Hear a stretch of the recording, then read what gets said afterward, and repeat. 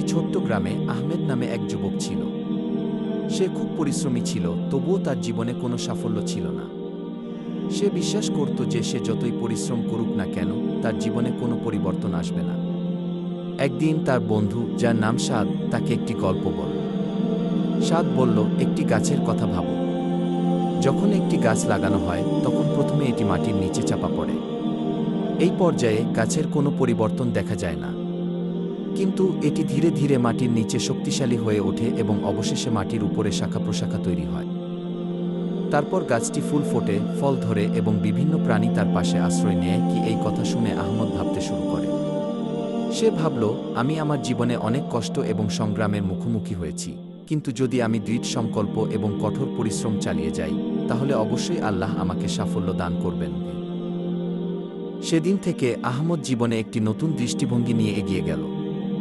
সে প্রতিদিন তার কাজের প্রতি মনোযোগী হয়ে ওঠে এবং কখনো আশা হারায়নি। তার জীবনযাত্রার পরিবর্তন হতে শুরু করে এবং অবশেষে সে একই গ্রামের একজন সফল ব্যবসায়ী হয়ে ওঠে।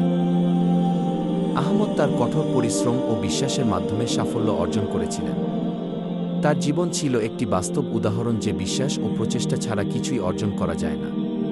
প্রতিটি কঠিন মুহূর্তের পরে আল্লাহর সাহায্য এবং কঠোর পরিশ্রমের ফল পাওয়া সম্ভব। অতএব এই গল্পটি আমাদের শিক্ষা দেয় যে জীবনের যে কোনো মুহূর্তে যদি আমরা কখনো হতাশ বোধ করি, তাহলে আমাদের অবশ্যই আল্লাহর উপর বিশ্বাস রাখতে হবে এবং ধৈর্য অনুশীলন করতে হবে। সঠিক পথে হাঁটতে এবং আল্লাহর সাহায্য কামনা করে আমরা সাফল্য অর্জন করতে পারি।